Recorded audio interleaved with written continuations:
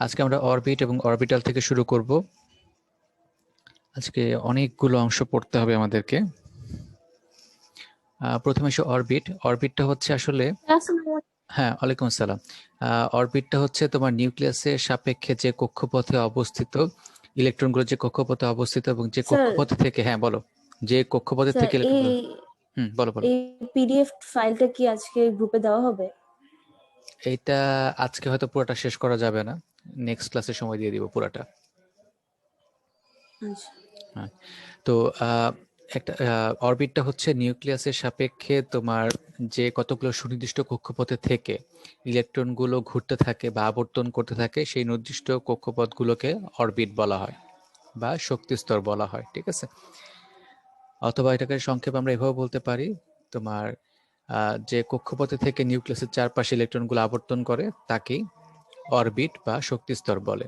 আর এগুলোকে আমরা জানি যে ক্যাপিটাল লেটার দিয়েও প্রকাশ করা যায়, যেমন কে, এল, এম, এন, ও ইত্যাদি রেখা দ্বারা প্রকাশ করা যায় বা ইংরেজি অ্যালফাবেট দ্বারা প্রকাশ করা যায়।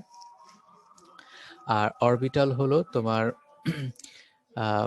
একটা পরমাণুর অভ্যন্তরে তোমার নিউক্লিয়াসের চারপাশে ইলেকট্রন পাওয়ার সবচেয়ে সম্ভাব্য অঞ্চলকে, অথবা আমরা সংক্ষেপে এটাও বলতে পারি যে ইলেকট্রন পাওয়ার সবচেয়ে সম্ভাব্য অঞ্চলকে তোমার অরবিটাল বলা হয়, ঠিক আছে? তো এই অরবিটাল পাওয়ার বা ইলেকট্রন পাওয়ার যে সম্ভাব্য অঞ্চল, সেটা কিন্তু একটা ত্রিমাত্রিক স্থানকে নির্দেশ করে। সেটা কিন্তু কোনো একমাত্রিক বা দ্বিমাত্রিক স্থান না, সেটা হচ্ছে ত্রিমাত্রিক স্থান জুড়ে ইলেকট্রন পাওয়ার যে সম্ভাব্য অঞ্চল, সেটাকে আমরা অরবিটাল বলি। আর এছাড়া তোমাদেরকে অরবিট এবং অরবিটালের মধ্যে পার্থক্য পড়তে হবে, মিনিমাম 3 থেকে 4টা পার্থক্য তোমরা পড়বা। যেমন অরবিটের ক্ষেত্রে, অরবিট এবং অরবিটালের পার্থক্যের মধ্যে প্রথমে আসবে তাদের সংজ্ঞা, তারপর আসবে হচ্ছে তোমার অরবিটকে তোমার কে, এল, এম, এন দ্বারা প্রকাশ করা হয়, অরবিটালকে তোমার এস, পি, তারপরে ডি, এফ এগুলো দিয়ে প্রকাশ করা হয়। তারপরে তোমার অরবিট হচ্ছে তোমার বৃত্তাকার বা বৃত্তাকার বা উপবৃত্তাকার, আর অরবিটাল হচ্ছে তোমার বিভিন্ন আকৃতির হয়ে থাকে, সেটা গোলাকার হয়ে থাকে, ডাম্বেল আকৃতির হয়ে থাকে, তাই না? তারপরে অরবিটের আবিষ্কারক হচ্ছে বোর, অরবিটালের আবিষ্কারক হচ্ছে তোমার সমারফিল্ড। এইভাবে পার্থক্যগুলো দাঁড় করাতে হবে। অরবিটের মান তোমার 1, 2, 3, 4 ইত্যাদি সংখ্যা হয়ে থাকে, অরবিটালের মান হচ্ছে 0, 1, 2, 3 এই সংখ্যাগুলো হয়ে থাকে। এখানে বিভিন্ন অরবিটালের চিত্র দেওয়া আছে, যেমন এটা হচ্ছে 1s অরবিটাল, এটা হচ্ছে 2s অরবিটাল, এটা হচ্ছে 3s অরবিটাল। এরকম আমরা যত উপরে শক্তি স্তরে যাব, অরবিটাল মানে এস অরবিটাল আকৃতি তত বড় হতে থাকবে, এবং সবগুলোর ক্ষেত্রে কিন্তু কেন্দ্র হবে নিউক্লিয়াস। আর পি অরবিটালের আকৃতি হচ্ছে তোমার ডাম্বেল আকৃতির, এবং ডাম্বেলের এই যে একটা স্ফীত অংশ আছে, সেই স্ফীত অংশগুলোকে বলা হয় লোব। এই স্ফীত অংশগুলোকে বলা হয় লোব। এখানে তোমার অরবিটাল, পি অরবিটাল আছে 3টা। একটা হচ্ছে এক্স অক্ষ বরাবর যে ডাম্বেলটা থাকে, এটা হচ্ছে পি এক্স, ওয়াই অক্ষ বরাবর যে ডাম্বেল থাকে এটা পি ওয়াই, এবং জেড অক্ষ বরাবর যে ডাম্বেলটা থাকে সেটা হচ্ছে পি জেড। আর ডি অরবিটাল এরকম হচ্ছে 5টা। প্রথমটা হচ্ছে d x y. D x ওয়াইটা হচ্ছে যে এরকম চিত্র, আমরা দ্বিমাত্রিক খাতাতে যখন আঁকবো এইভাবে চিত্রটা আঁকবো। এখানে হচ্ছে ওয়াই অক্ষ, এটা হচ্ছে এক্স অক্ষ, এবং ডাম্বেলটা হবে হচ্ছে এক্স ওয়াই অক্ষরেখার মধ্য দিয়ে এরকম দুইটা ডাম্বেল থাকবে, এটা হচ্ছে ডাবল ডাম্বেল। এটা হচ্ছে ডি ওয়াই জেড, এটা হচ্ছে জেড অক্ষ, আর এটা হচ্ছে ওয়াই অক্ষ, চিত্রটা ঠিক আগেরটার মতোই। তারপরটা হচ্ছে ডি জেড এক্স বা এক্স জেড, এটার ক্ষেত্রেও এটা হবে জেড অক্ষ, এটা হচ্ছে এক্স অক্ষ এবং চিত্রটা আগেরটার মতোই। তারপর হচ্ছে d x square minus y square, এক্ষেত্রে এটা হচ্ছে ওয়াই অক্ষ এবং এটা হচ্ছে এক্স অক্ষ, এবং এখানে যে ডাম্বেলগুলো আছে সেটা হচ্ছে অক্ষরেখা দিয়ে যাবে। এই হলো ওয়াই অক্ষ দিয়ে একটা ডাম্বেল এবং এখানে হলো এক্স অক্ষ দিয়ে আরেকটা ডাম্বেল, এই হলো ডাবল ডাম্বেল। আর সবশেষে এটা হচ্ছে ডি জেড স্কোয়ার, ঠিক আছে। এটা হচ্ছে এই জেড অক্ষ বরাবর ডাম্বেলটা থাকবে এবং এক্স ওয়াই যে তল আছে সেই এক্স ওয়াই তল দিয়ে তোমার আরেকটা উপাংশ থাকবে, অরবিটালের আরেকটা উপাংশ থাকবে গোলাকার এক্স ওয়াই তল দিয়ে, ঠিক আছে। এই হলো 5টা ডি অরবিটাল এবং এই চিত্রগুলা কিন্তু তোমাকে পড়তে হবে, কারণ এগুলো তোমার সৃজনশীল প্রশ্নের ক নাম্বারে এসে থাকে। চিত্রগুলো কখন আঁকবো? চিত্রগুলো কখনো বা প্রশ্ন আসলে, তোমাকে যখন এরকম প্রশ্ন আসবে যে d x square minus y square অরবিটালের চিত্র আঁকো বা ডি জেড স্কোয়ার অরবিটালের চিত্রটি আঁকো, ক নাম্বারের কোশ্চেন, তখন তোমাকে চিত্রগুলো আঁকতে হবে। স্যার অক্ষগুলা কি মানে মুখস্থ রাখবো যে কোনটা উপরে হবে কোনটা নিচে হবে? না না, ওইটা কোনো সমস্যা নাই, অক্ষ যে কোনো একটা এক জায়গায় দিলেই হলো। যেমন ধর আমি যদি এখানে উপরে এক্স দিই আর এই পাশে যদি ওয়াই দেই, ধরো উপরে এখানে এক্স দিলাম আর এটা ওয়াই দিলাম, তাতে কোনো সমস্যা নাই, এতে কোনো সমস্যা নাই, ঠিক আছে। খালি খেয়াল রাখলে আর হবে, স্যার ওই ডাম্বেল হ্যাঁ ডাম্বেলের চিত্রগুলো ঠিক মতো আঁকতে হবে আর কি, এগুলা কোনোটাই মানে এক্স অক্ষরে, অক্ষ স্যার আর ওয়াই আমরা ডি অরবিটালের ক্ষেত্রে 2D চিত্র আঁকবো তাই না? হ্যাঁ সবগুলা ক্ষেত্রে 2D চিত্র আঁকবা। তোমরা খাতার মধ্যে কিভাবে 3D চিত্র আঁকবা বলো? ওটা তো একটা 2 ডাইমেনশনাল পেজ। স্যার যেমন যে এস অরবিটাল পি অরবিটালে যে এক্স ওয়াই জেড 3টা অক্ষর আঁকাইছি, কিন্তু স্যার ডি অরবিটালের ডানের চিত্রগুলো স্যার শুধুমাত্র 2টা অক্ষর দিছি, তাই বললাম। হ্যাঁ না ঠিক আছে, ওইটাও কিন্তু 2 ডাইমেনশনালি। তুমি যে এখানে যে p x p y p z এর চিত্র আঁকছো এগুলো সবগুলা কিন্তু তোমার 2 ডাইমেনশনাল, কারণ একটা পাতলা পেজের উপরে আমি একটা চিত্র আঁকবো 2 ডাইমেনশনাল এক্স এবং ওয়াই অক্ষ দিয়ে, সেখানে তো 3 ডাইমেনশনাল চিত্র আঁকা পসিবল না, তাই না? তো এখানে হ্যাঁ, আর এখানে যে প্রথম নীল কালার দিয়ে যে চিত্রগুলো আছে ওগুলা তোমার 3 ডাইমেনশনাল চিত্রর মতো একটা ইফেক্ট দেওয়া হয়েছে, কিন্তু এটা তো খাতায় আমাদের এভাবে আঁকা সম্ভব না এবং এটা অনেক বেশি কষ্টকর হয়ে যাবে, তাই না? 1 নাম্বার জন্য আমি এত কষ্ট করে এত চিত্র আঁকাতে দরকার নেই, আমরা এই কালো রঙের যে চিত্রগুলো আঁকা আছে ব্ল্যাক কালার দিয়ে সেগুলো আঁকাটাই যথেষ্ট আমাদের জন্য, ঠিক আছে। আমি বক্স করে দিলাম যে এই চিত্রগুলো আঁকাই যথেষ্ট, আমাদের আর বাকিগুলো আঁকা লাগবে না। আর এখানে এফ অরবিটাল তো আসে না, স্যার তারপর অক্ষগুলো কি হ্যাঁ অক্ষগুলো স্যার এক্স অক্ষ ওয়াই অক্ষ স্যার জেড লেখা দেখলাম। হ্যাঁ তোমার যেটা হচ্ছে ডি জেড স্কোয়ার, আমি তোমার কথা পরিষ্কার বুঝিনি আর কি, তুমি আরেকবার একটু প্রশ্নটা করো। স্যার ওই জেড অক্ষ যে দেখলাম মানে এটা তো স্যার 2টা অক্ষ হওয়ার কথা, এক্স অক্ষ আর ওয়াই অক্ষ, স্যার ওখানে জেড অক্ষ দিলেন। কোনটাতে মানে কত নাম্বার চিত্রটাতে সেটা বলো? 2 নাম্বার। 2 নাম্বার, এই যে এটা আমি এখন লাল কালার করে হ্যাঁ দিলাম স্যার। যে হ্যাঁ, না এই এই অপারেটরটার নাম হচ্ছে ডি ওয়াই জেড, তাহলে আমি তো জেডই দিব বলো, ওখানে এক্স তো দেওয়া যাবে না, এটা হচ্ছে ডি ওয়াই জেড নাম অরবিটালটার। তাহলে এখানে একটা অক্ষ থাকবে হচ্ছে তোমার ওয়াই আর একটা অক্ষ থাকবে জেড, এখানে আর এক্স অক্ষ আমাদের দেখানোর দরকার নাই, ঠিক আছে। এখানে তুমি হয়তো এক্স ওয়াই দেখতেছো, এটা এক্স ওয়াই না, এটা হচ্ছে ওয়াই জেড। 3 নাম্বারটা হচ্ছে ডি এক্স জেড, 4 নাম্বারটা হচ্ছে d x square minus y square, আর 5 নাম্বারটা ছিল ডি জেড স্কোয়ার, ঠিক আছে। স্যার ডি জেড স্কোয়ারে কি অক্ষ শুধুমাত্র জেডই হবে? হ্যাঁ জেড হবে, আর হচ্ছে এক্স অক্ষটা দিয়ে দিবা, এক্স অক্ষ দিয়ে ওখানে একটা বৃত্তাকার অংশ দিবা, কারণ এখানে এক্স ওয়াই যে তলে আছে, যেমন ধরো এটা যদি হয় দৈর্ঘ্য, এটা যদি হয় প্রস্থ, হ্যাঁ তাহলে একটা উচ্চতা থাকবে, তাই না? উচ্চতাটা হচ্ছে জেড, হ্যাঁ, তাহলে এখানে ডাম্বেলটা হবে হচ্ছে তোমার ওই জেড অক্ষ বরাবর।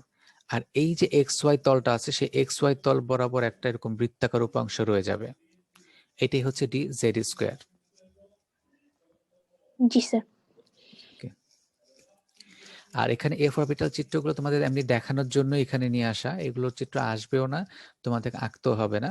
তো এরকম এখানে তোমার 7টা তোমার এফ অরবিটাল আছে, এই যে f z square, f x z square, আর হচ্ছে এফ এক্স ওয়াই জেড, আর এটা হচ্ছে f x into x square minus 3y square, আর এটা হচ্ছে এফ ওয়াই জেড স্কোয়ার, তারপর আছে f z into x square minus y square, আর এটা হচ্ছে f y y square minus 3x square, এবং এগুলো হচ্ছে তাদের চিত্র। তো এখানে তোমার একটাই ডাম্বেল আছে কিন্তু বৃত্তাকার উপাংশ দুইটা আছে। এইটাতে তোমার ডাম্বেল হচ্ছে গিয়ে 3টা, ঠিক আছে। এখানে হচ্ছে ডাম্বেলের লোব আছে হচ্ছে 2টা, 3টা 3টা 6টা, তার মানে এখানে 3টা ডাম্বেল আছে। তো এখানে এফ অরবিটাল গুলো ক্ষেত্রে দেখা যাচ্ছে কখনো ডাবল ডাম্বেলও হয়, কখনো ট্রিপল ডাম্বেলও হয়, ঠিক আছে। তো সেই অনুযায়ী চিত্রগুলো কিন্তু আসলে 2 ডাইমেনশনাল আঁকতে গেলে অনেক বেশি জটিল হয়ে যায়, এই জন্য এগুলো সাধারণত পরীক্ষাতে আসে না, এবং স্যার বইগুলোতেও এই বইয়ে চিত্রগুলো। এই অরবিটালের অংশে একটা কথা লেখি, সেটা হচ্ছে নোট বলা হয়েছে একটা জিনিস, নোটটা কি স্যার? নোটটাতে আসতেছি, আমি জাস্ট চিত্রটা দেখাইলাম আর কি, ঠিক আছে। তো এই হলো এফ অরবিটাল চিত্র, এগুলো তোমাদের আঁকার দরকার নাই এবং বইগুলোতে এগুলো দেওয়া নাই। হ্যাঁ, এবার আসি আমরা নোটটা হচ্ছে, দেখো ইলেকট্রন পাওয়ার সবচেয়ে সম্ভাব্য অঞ্চলকে আমরা কি বলতেছি? অরবিটাল বলতেছি। আর যেখানে ইলেকট্রন পাওয়ার সম্ভাবনা থাকে না সেটাকে বলা হয় নোড, ঠিক আছে। যেমন দেখো এটা ছিল হচ্ছে 1s, আর এটা হচ্ছে 2s। তাহলে এই 1s এবং 2s এর মাঝখানে কিন্তু একটা ফাঁকা স্থান আছে, সাদা। এই সাদা স্থানে কিন্তু ইলেকট্রন পাওয়ার সম্ভাবনা নাই। যেগুলো হচ্ছে লাল অঞ্চল, মানে ওইখানে ইলেকট্রনের ঘনত্ব বেশি, ওই অঞ্চল জুড়ে ইলেকট্রন পাওয়ার সম্ভাবনা বেশি, তাহলে ওগুলো হচ্ছে অরবিটাল। আর এই যে সাদা অংশগুলো আছে এইসব জায়গাগুলোতে তোমার ইলেকট্রন পাওয়ার সম্ভাবনা নাই বলে এগুলোকে বলা হয় নোড, ঠিক আছে। তাহলে যে অঞ্চলে ইলেকট্রন পাওয়ার সম্ভাবনা থাকে না তাকে বলা হয় নোড।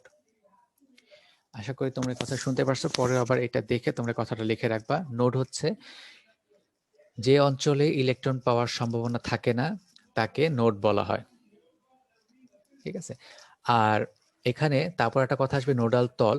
তো অরবিটালের যে কল্পিত তলে ইলেকট্রন থাকার সম্ভাবনা শূন্য থাকে তাকে নোডাল তল বলা হয়। যেমন ধরো আমি যদি এখানে একটা পি অরবিটাল আঁকি, তাহলে এরকম একটা ডাম্বেল হবে, তাই না? তো ডাম্বেলের এই জায়গায় এসে কিন্তু দুইটা অরবিটাল একসাথে মিলিত হচ্ছে, বা দুইটা লোব কিন্তু একসাথে মিলিত হচ্ছে, তাহলে এই অঞ্চলে কিন্তু ইলেকট্রন পাওয়ার সম্ভাবনা নাই। তাহলে এই জায়গা দিয়ে বা এই বিন্দু দিয়ে আমি যদি একটা তল আঁকি, এই যে একটা তল আঁকলাম ওই বিন্দু দিয়ে, এই তলটাকে বলা হয় তোমার নোডাল তল, ঠিক আছে। তাহলে তোমার অরবিটালে যে কল্পিত তলে ইলেকট্রন থাকার সম্ভাবনা শূন্য থাকে তাকে বলা হয় নোডাল তল, আর যে অঞ্চলে ইলেকট্রন পাওয়ার সম্ভাবনা শূন্য থাকে তাকে বলা হয় নোড। আর লোব হলো নোডাল তলের উভয় পাশে যে ডাম্বেল আকৃতির রেখা বিদ্যমান তাকে লোব বলা হয়। অথবা বলতে পারো ডাম্বেলের দুই পাশে যে দুইটা স্ফীত অংশ থাকে সেগুলোর প্রত্যেকটিকে এক একটি লোব বলা হয়, ঠিক আছে। তার মানে একটা ডাম্বেলে কিন্তু সবসময় তোমার দুইটা লোব থাকে। তাহলে তোমরা এই দুইটার সঙ্গে বলতে পারো নোডাল তলের উভয় পাশে যে ডাম্বেল আকৃতির রেখা বিদ্যমান থাকে তাকে লোব বলা হয়, অথবা ডাম্বেলের দুই পাশে যে দুটি স্ফীত অংশ থাকে সেগুলোকে তোমার লোব বলা হয়। তাহলে নোটটা কি বুঝতে পারছো? জি স্যার। হ্যাঁ, আচ্ছা এবার আসি আমরা তোমার তড়িৎ চুম্বকীয় বর্ণালীতে চলে আসি। তোমার বিজ্ঞানী ম্যাক্সওয়েল প্রমাণ করেন যে সব ধরনের দৃশ্যমান এবং অদৃশ্যমান আলোর উৎপত্তি বিদ্যুৎ এবং চৌম্বক ক্ষেত্রের প্রভাবে হয়ে থাকে। মানে মূল জিনিসটা হচ্ছে এই যে আমাদের একটা পরমাণুতে তোমার এই যে ইলেকট্রনগুলো আছে সেই ইলেকট্রনগুলো কিন্তু সবসময় নিজ অক্ষে ঘুরতেছে এবং নিউক্লিয়াসের চারপাশেও ঘুরতেছে। তো ইলেকট্রনগুলো নিজ অক্ষে ঘূর্ণনের ফলে সে কিন্তু একটা চৌম্বক ক্ষেত্রের সৃষ্টি করে, ঠিক আছে। আবার কেন্দ্রে আছে তোমার ধনাত্মক চার্জ বিশিষ্ট নিউক্লিয়াস, আর বাইরে আছে ঋণাত্মক আধান বিশিষ্ট ইলেকট্রন। তাহলে এই ইলেকট্রন এবং ধনাত্মক আধান বিশিষ্ট নিউক্লিয়াসের মধ্যে কিন্তু তোমার একটা বিভব পার্থক্যের সৃষ্টি হয়, ফলে সেখানে কিন্তু তোমার তড়িৎ ক্ষেত্রের সৃষ্টি হয়। তাহলে এই চৌম্বক ক্ষেত্র এবং তড়িৎ ক্ষেত্রের প্রভাবে কিন্তু আসলে কোনো বস্তু থেকে যে তোমার দৃশ্যমান এবং অদৃশ্যমান আলোর উৎপত্তি ঘটে থাকে। এই জন্য সব ধরনের আলোকে একত্রে তোমার তড়িৎ বা বিদ্যুৎ চৌম্বকীয় বিকিরণ বলা হয়। তাহলে যে কোনো বস্তু থেকে তোমার যে রশ্মিটা নির্গত হয় সেটাকে আমরা তড়িৎ চৌম্বকীয় বিকিরণ বলে থাকি। এই বিকিরণ শক্তির তরঙ্গ সৃষ্টি করে স্পন্দন সহকারে উৎস থেকে সব দিকে ছড়িয়ে পড়ে। তাহলে মূল জিনিসটা হচ্ছে এই যে উৎস, আলোর উৎস, সেখান থেকে এই তরঙ্গ আকারে সেটা কিন্তু সব দিকে সমানভাবে ছড়িয়ে পড়ে এবং সেগুলো হচ্ছে তোমার তড়িৎ চৌম্বকীয় বিকিরণ। সেটা দৃশ্যমানও হতে পারে, সেটা অদৃশ্যমানও হতে পারে। এবং শূন্য মাধ্যমে সেটার বেগ কিন্তু আলোর বেগের সমান, সেটা হচ্ছে 3 × 10⁸ মিটার পার সেকেন্ড, মানে প্রতি সেকেন্ডে এত মিটার সে দূরত্ব অতিক্রম করে।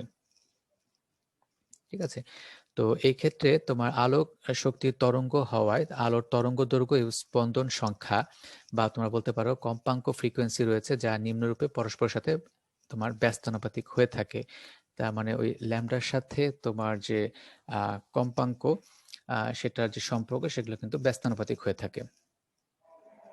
তো এই যে একটা উৎস থেকে তোমার আলোক রশ্মি বিকিরিত হচ্ছে, তার দুইটা অংশ আছে। একটা হচ্ছে এই যে ম্যাগনেটিক ফিল্ড, ঠিক আছে, এই নীলটা হচ্ছে তার ম্যাগনেটিক ফিল্ড, আর এই লাল অংশটা হচ্ছে তার ইলেকট্রিক ফিল্ড, মানে তড়িৎ ক্ষেত্র। আর এই দুইটা সমন্বয়ে কিন্তু একটা তরঙ্গের সৃষ্টি হচ্ছে।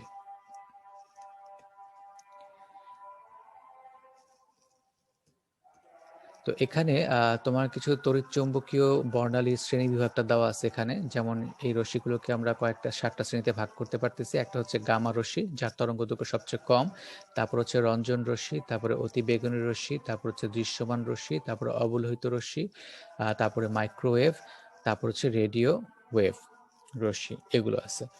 আর এখানে আরেকটা চার্ট দেওয়া আছে, এই চার্টটা কিন্তু তোমাদেরকে পড়তে হবে। এই চার্টটা মাস্ট বি তোমাদের পড়তে হবে, কারণ ম্যাথে অনেক সময় এই চার্টটা কাজে লাগে। যেমন লাল আলোর তরঙ্গ দৈর্ঘ্যের রেঞ্জ হচ্ছে 650 থেকে 800 বা তোমরা 720ও বলতে পারো। অরেঞ্জ কালার হচ্ছে 590 থেকে 640, ইয়েলো হচ্ছে 550 থেকে 580, গ্রিন হচ্ছে 490 থেকে 530, ব্লু হচ্ছে তোমার 460 থেকে 480 বা 490 বলতে পারো এটাকে। তারপর ইন্ডিগো হচ্ছে 440 থেকে 450, আর 390 থেকে 430 পর্যন্ত বা 440 পর্যন্ত হচ্ছে তোমার ভায়োলেট কালার। ঠিক আছে, তো এই রেঞ্জগুলো কখন কাজে লাগবে? ধরো কোনো একটা বর্ণালী ম্যাথ তোমাকে করতে দিল, সেখান থেকে একটা দৃশ্যমান অঞ্চলের আলো নির্গত হলো এবং সেটা তরঙ্গ দৈর্ঘ্য তুমি নির্ণয় করলা।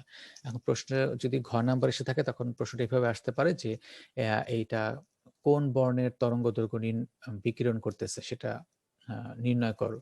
ঠিক আছে, তাহলে তোমার তরঙ্গ দৈর্ঘ্য নির্ণয় করার পর দেখতে হবে সেটা কোন রেঞ্জের মধ্যে পড়ে। ঠিক আছে, সেই রেঞ্জটাই। আমাদের বইতে তো মানগুলো অন্যরকম আছে, মানে একটু হ্যাঁ, কম তোমরা বেশি। একটু কম বেশি হবে। যেমন ধরো ওইখানে নর্মালি হয়তো ওইটা, যেমন ব্লু কালারটা 450 থেকে 500 পর্যন্ত দেওয়া কোনো কোনো বইতে, তাই না?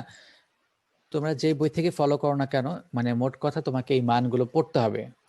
তোমরা হাজারিনাগের বই থেকেও সেটা পড়তে পারো, কোনো সমস্যা নাই, তবে এই মানগুলো পড়তে হবে। ঠিক আছে, হ্যাঁ, ওকে। তারপর এখানে এই তড়িৎচুম্বকীয় বিকিরণ রশ্মির যে আমরা যে শ্রেণী বিভাগটা দেখলাম, সেই শ্রেণী বিভাগের এখানে রেঞ্জগুলো দেওয়া আছে এবং তার কিছু গুরুত্বপূর্ণ ব্যবহার দেওয়া আছে। যেমন ধরো গামা রশ্মি, সেটার তরঙ্গ দৈর্ঘ্যের রেঞ্জ হচ্ছে 10⁻5 থেকে 10⁻3 ন্যানোমিটার এবং এটা ক্যান্সার কোষ ধ্বংসে এবং খাদ্য প্রক্রিয়াজাতকরণে ব্যবহার করা হয়। তারপর হচ্ছে রঞ্জন রশ্মি, এটা হচ্ছে 10⁻3 থেকে 10 ন্যানোমিটার পর্যন্ত। এটা চিকিৎসা বিজ্ঞানে এবং দেহের অভ্যন্তরে হাড়ের প্রতিচ্ছবি তৈরিতে ব্যবহার করা হয়। আমরা জানি আমাদের বিভিন্ন কাজে এক্স-রে করা দরকার হয়, হাড় ভেঙে গেল কিনা বা কোথায় কোনো ক্ষত আছে কিনা এগুলো দেখার জন্য এক্স-রেটা ব্যবহার করা হয়ে থাকে। তারপরে অতিবেগুনি রশ্মি, সেটা হচ্ছে 10 থেকে 380 ন্যানোমিটার, এটা জাল টাকা ও পাসপোর্ট শনাক্তকরণে ব্যবহার করা হয়। এছাড়া ইউভি লাইটও ব্যবহার করা হয়ে থাকে। তারপর হচ্ছে দৃশ্যমান অঞ্চল বা ভিজিবল রেঞ্জ, এটা হচ্ছে 380 থেকে 780, এটা হচ্ছে দেখার কাজে, মানে আমরা যে আলোটা দেখি সেটা দেখার কাজে এবং বিশ্লেষণী রসায়নে ব্যবহার করা হয়। কারণ অনেক ক্ষেত্রে কোনো মৌল থেকে যে দৃশ্যমান অঞ্চলে আলো যে নির্গত হয় সেই আলো দেখে ওই মৌলটাকে শনাক্তকরণ করা হয়। যেমন ধরো সোডিয়ামকে যখন আমরা পরীক্ষা করি তখন সেখান থেকে সোনালী হলুদ বর্ণ দেখা যায়। তো ওই সোনালী হলুদ বর্ণ দেখে কিন্তু সোডিয়ামটাকে শনাক্তকরণ করা হয়ে থাকে। এভাবে আরো অনেক মৌলকে শনাক্তকরণ করা যায়। তারপর হচ্ছে অবলোহিত রশ্মি, এটা হচ্ছে আইআর, এটা 780 থেকে 10⁶ ন্যানোমিটার।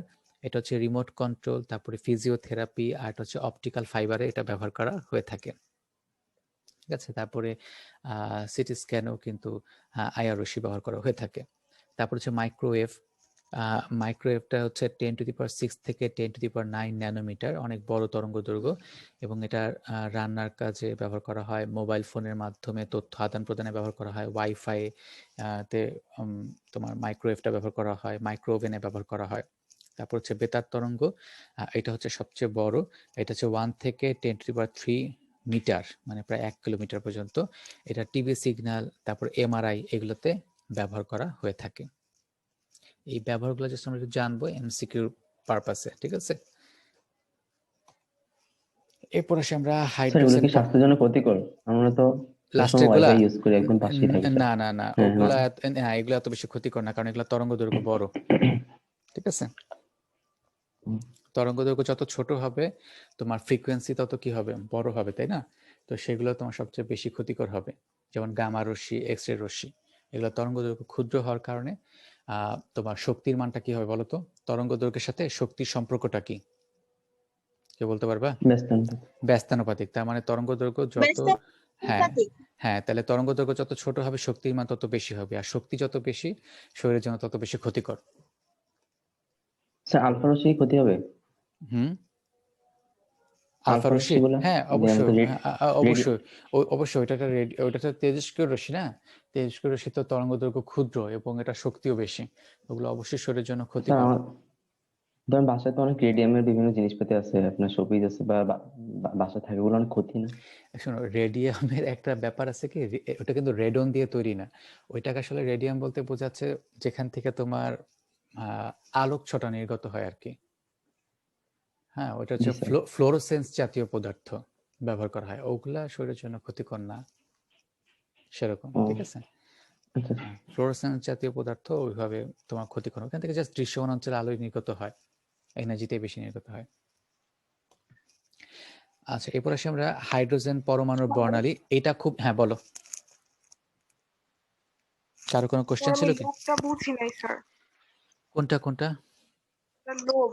লোভের লোভ, আচ্ছা ওই যে নোটের ক্ষেত্রে যে আচ্ছা লোভ। আচ্ছা আচ্ছা আচ্ছা, এই যে একটা ডাম্বেল আঁকলাম না, এই ডাম্বেলে যে এই যে স্ফীত অংশ, এই স্ফীত অংশগুলোকে বলা হয় তোমার লোভ।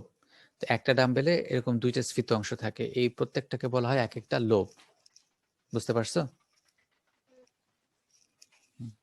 দুইটা লোভ মিলে একটা ডাম্বেল তৈরি হয়। তাহলে কিসে তো আরেকটু বেশি হওয়ার কথা। কিসে? ডিতে? তাহলে লোক সংখ্যা আরো, হ্যাঁ হ্যাঁ, ডিতে তো রাইট, ডিতে তো অবশ্যই লোভ সংখ্যা বেশি, কিন্তু আমি বলতে চাচ্ছি একটা ডাম্বেলে দুইটা লোভের বেশি না।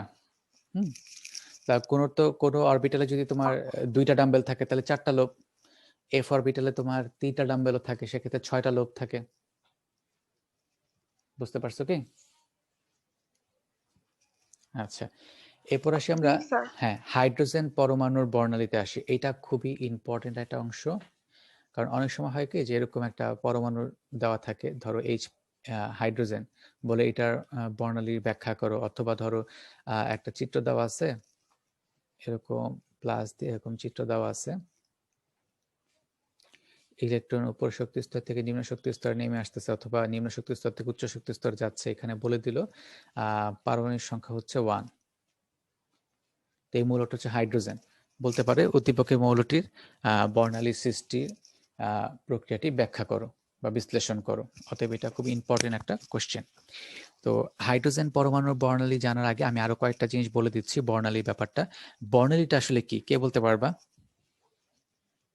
যদি আমি সংজ্ঞার দিকে যাই, সূর্য থেকে যে আলোটা পাওয়া যায় তাকে প্রিজমের মধ্যে দিয়ে প্রবেশ করালে 7 রঙের এক ধরনের আলোক ছটা সৃষ্টি হয়, যাকে বর্ণালী বলা হয় রাইট সাধারণ সেন্সে। রাইট হ্যাঁ রাইট এটাই হচ্ছে কথা, যে সূর্য থেকে যে আলোক রশ্মি নির্গত হয় সাদা বর্ণের আলো, সেটাকে যদি আমরা একটা প্রিজমের মধ্য দিয়ে চালনা করে পিছনে ফটোগ্রাফিক প্লেটের উপর ফেলি, তাহলে সেখানে তোমার 7টা বর্ণের একটা ব্যান্ড পাওয়া যায় বা আলোক ছটা পাওয়া যায়, সেটাকেই বলা হয় তোমার বর্ণালী।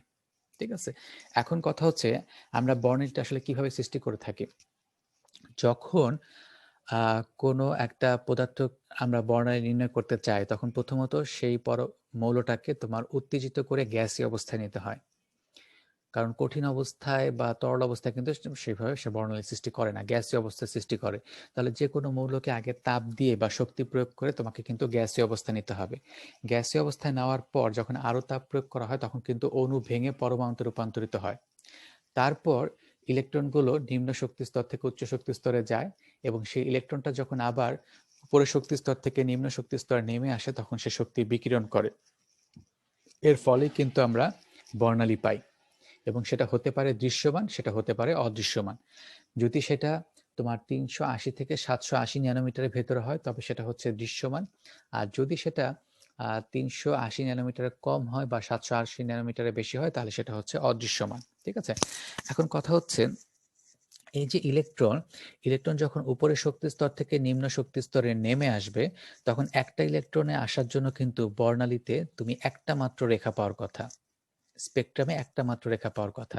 তো এই যে একটা সিঙ্গেল রেখা পাওয়া যায়, সেটাকে বলা হয় পারমাণবিক বর্ণালী রেখা। যে একক রেখা পাওয়া যায় সেটাকে বলা হয় পারমাণবিক বর্ণালী রেখা। আর কোনো কোনো ক্ষেত্রে দেখা যায় দুইটা রেখা একদম একসাথে লেগে আছে, প্রায় একসাথে দুইটা রেখা লেগে আছে। তো এই ধরনের বর্ণালী রেখাকে বলা হয় আণবিক বর্ণালী রেখা, কারণ এই ক্ষেত্রে ওই যৌগটা বা ওই মৌলটা তোমার ভেঙে পরমাণুতে রূপান্তরিত হয় নাই, সেটা অণু হিসেবে আছে। তো এখানে দুইটা পরমাণু থাকার কারণে দুইটা রেখা একসাথেই পাওয়া যাচ্ছে। ঠিক আছে, তাহলে বর্ণালীতে যে একক রেখাগুলো পাওয়া যায় সেগুলোকে বলা হয় পারমাণবিক রেখা, আর যে দুইটা রেখা একসাথে পাওয়া যায় যুগ্ম অবস্থায়, সেটাকে বলা হয় আণবিক রেখা। এই কথাটা কি সবাই বুঝতে পারছো? কারণ একটা ইলেকট্রন আসার জন্য তোমার একটা জি রেখা স্যার। পাওয়ার কথা। তো এই হচ্ছে তোমার বর্ণালী কিছু কথা আমি বলে দিচ্ছি আর কি। পারমাণবিক বর্ণালী রেখা, এটা হচ্ছে আণবিক বর্ণালী রেখা। আর একটা কথা হচ্ছে স্যার তাহলে পারমাণবিক বর্ণালীর সংজ্ঞাটা কি হবে? যে একক রেখাগুলো পাওয়া যায় স্পেকট্রামে, সেগুলি হচ্ছে পারমাণবিক বর্ণালী রেখা, যে একক রেখা। আর যে যুগ্ম রেখাগুলো পাওয়া যায় সেগুলো হচ্ছে আণবিক বর্ণালী রেখা। ঠিক আছে, আচ্ছা, আর একটা জিনিস হচ্ছে তোমার ইলেকট্রন যখন শক্তি শোষণ করে নিম্ন শক্তি স্তর থেকে উচ্চ শক্তি স্তরে যাবে, তখন তুমি যে বর্ণালীটা পাবা সেটাকে বলা হয় শোষণ বর্ণালী। ওইটা হচ্ছে অন্ধকার, কারণ ইলেকট্রন শুধু শক্তি শোষণ করতেছে। ঠিক আছে, এবং ওই ক্ষেত্রে তোমার চোখে কোনো শক্তি প্রতিফলিত হচ্ছে না বলে তুমি কোনো বর্ণ দেখতে পাচ্ছ না, ওই জায়গাটাকে অন্ধকার দেখতেছো। এটাকে বলা হয় শোষণ বর্ণালী। আর যখন সে শক্তি বিকিরণ করে নিম্ন শক্তি স্তরে নেমে আসবে, তখন সেটাকে বলা হয় বিকিরণ বর্ণালী। তাহলে আমরা দুই ধরনের বর্ণালী পড়লাম, একটা হচ্ছে শোষণ বর্ণালী, আর একটা হচ্ছে বিকিরণ বর্ণালী। আর একটা পড়লাম পারমাণবিক বর্ণালী, আর একটা হচ্ছে আণবিক বর্ণালী। ঠিক আছে, আচ্ছা, আর এখানে এবার আসবো আমরা হচ্ছে হাইড্রোজেন পরমাণুর বর্ণালীতে। হ্যাঁ, এটা আমাদের সবচেয়ে গুরুত্বপূর্ণ অংশ। তো প্রথমে আমরা একটা কাঁচ নলের ভেতরে নিম্নচাপে রাখা হাইড্রোজেন গ্যাসের ভেতরে উচ্চ শক্তি প্রয়োগ করব, বা বলতে পারো উচ্চ বিভব প্রয়োগ করব। তো উচ্চ বিভব প্রয়োগ করার পর হাইড্রোজেন তো এমনিতেই গ্যাসীয় অবস্থায় আছে, তো ওই হাইড্রোজেনের অণুগুলো ভেঙে পরমাণুতে রূপান্তরিত হবে, এবং সেই পরমাণুর ইলেকট্রনগুলো শক্তি শোষণ করে নিম্ন শক্তি স্তর থেকে উচ্চ শক্তি স্তরে যাবে। ঠিক আছে, এখন সবগুলা ইলেকট্রনই কি একই শক্তি স্তরে যাবে নাকি ভিন্ন ভিন্ন শক্তি স্তরে যাবে, এটা কি কেউ বলতে পারবা? ভিন্ন ভিন্ন। ভিন্ন হ্যাঁ, ভিন্ন শক্তি স্তরে যাবে। হ্যাঁ, কারণটা কি?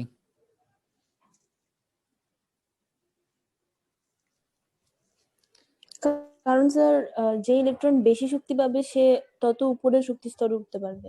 হ্যাঁ, এখন স্যার কথা হচ্ছে, হ্যাঁ বলো। হাইড্রোজেন না স্যার, হ্যাঁ, একসাথে হাইড্রোজেন। যাবে। না, একটাতে যাবে না, ভিন্ন ভিন্ন শক্তি স্তরে যাবে, কারণ তুমি কিন্তু এখানে একটা হাইড্রোজেন নাও নাই। একটা করে হাইড্রোজেন পরমাণু কি আমাদের পক্ষে নেওয়া সম্ভব? একটা করে কিন্তু হাইড্রোজেন পরমাণু নেওয়া আমাদের পক্ষে সম্ভব না। আমরা কিন্তু এখানে 1 মোল নিব অথবা হাফ মোল নিব।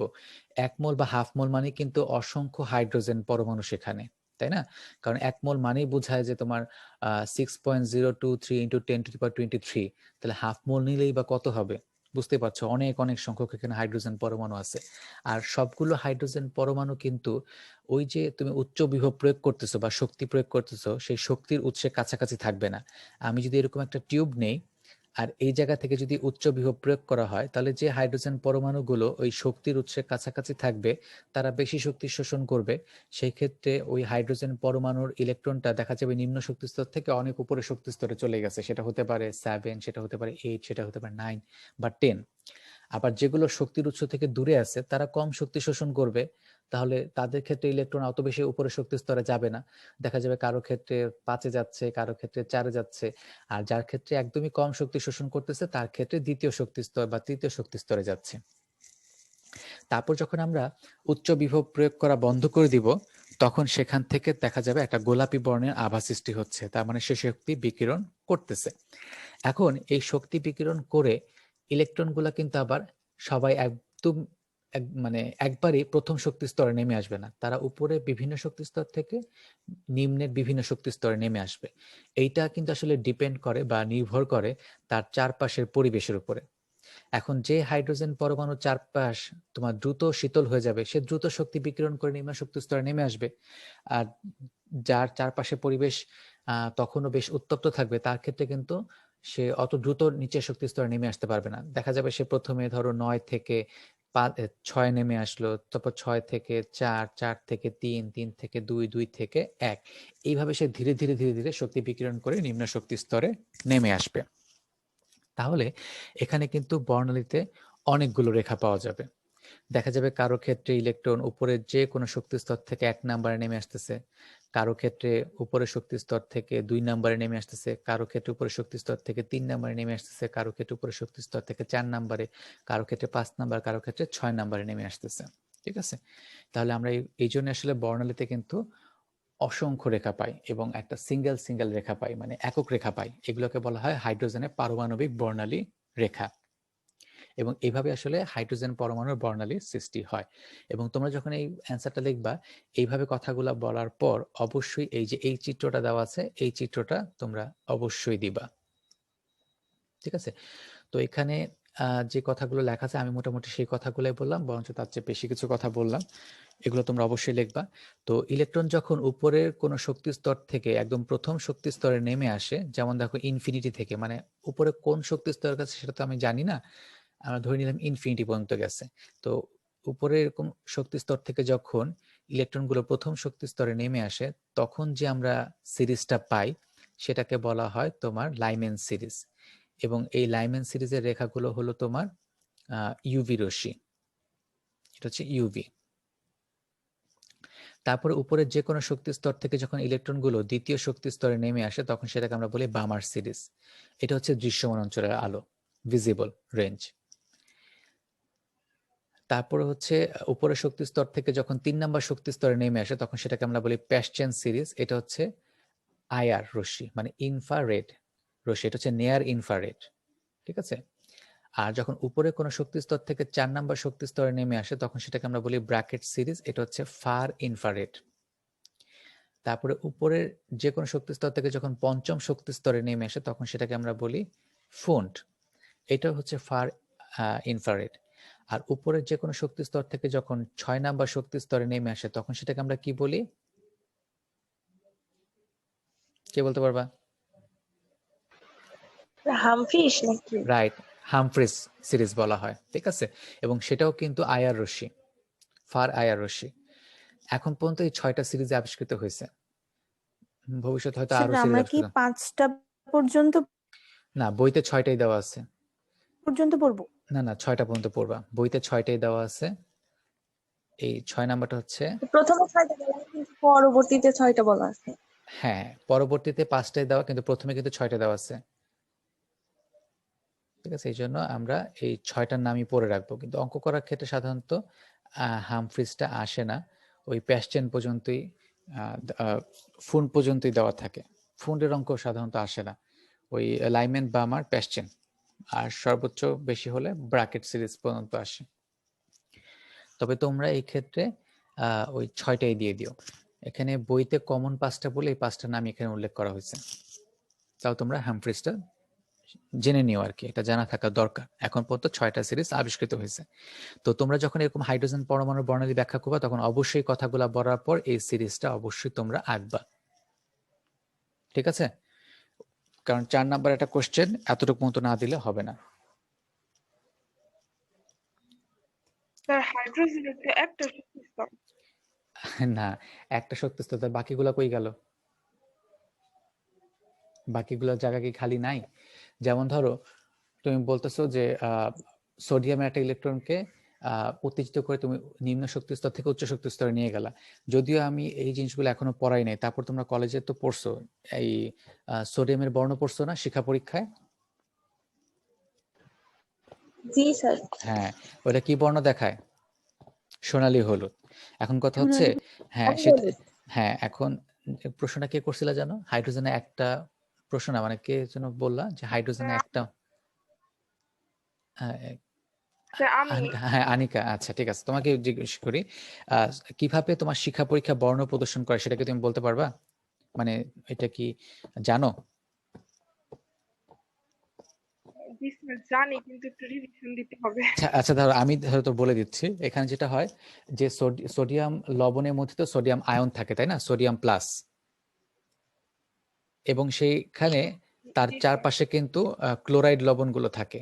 তো তুমি যখন বার্নারে তাপ দিচ্ছ তখন এই ক্লোরাইডটা সে কি করে, সোডিয়াম প্লাসটা কি করে, ক্লোরাইড থেকে একটা ইলেকট্রন গ্রহণ করে সে কিন্তু প্রথমে সোডিয়াম ধাতুতে পরিণত হয়ে যায় এবং সেটা পরবর্তীতে গ্যাসীয় অবস্থায় যায়। সোডিয়াম ধাতুটা গ্যাসীয় অবস্থায় উপনীত হয়, তারপরে তার নিম্ন শক্তি স্তর থেকে ইলেকট্রন কিন্তু উচ্চ শক্তি স্তরে যায়। এই যে কথাটা আমি বললাম, তাহলে উপরে যদি কোনো শক্তি স্তর নাই থাকে তাহলে ইলেকট্রনটা যাবে কোথায় বলো তো? যাইতে কি পারবে? জি স্যার বুঝতে পারছি। হ্যাঁ, তাহলে হাইড্রোজেনেরও না। শক্তি স্তর আছে কিন্তু সেটা ভ্যাকেন্ট অবস্থায় আছে বা খালি অবস্থায় আছে, বুঝতে পারছো? সবগুলা পরমাণুর ক্ষেত্রে কিন্তু উপরের শক্তি স্তর আছে, তবে সেগুলো ভ্যাকেন্ট এবং সেখানে নিতে গেলে বিভিন্ন প্রকার শক্তি লাগে। এখন তোমার ধরো একতলা থেকে দোতলা উঠতে কিন্তু তোমার বেশি একটা কষ্ট হবে না, কিন্তু একতলা থেকে তিনতলা উঠতে গেলে কিন্তু তোমার একটু কষ্ট বেশি হবে।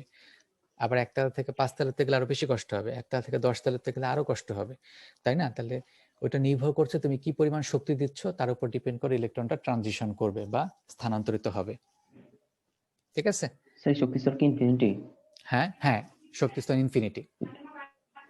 আর না হলে তো নতুন করে মৌল আবিষ্কার করাটা আমরা বাদ দিয়ে দিতে পারি যে এতটুকু শক্তি স্তরপন্থী মৌল আছে, কিন্তু এখনো তো বিজ্ঞানীরা চেষ্টা করে যাচ্ছে তাই না, নতুন মৌল আবিষ্কারে।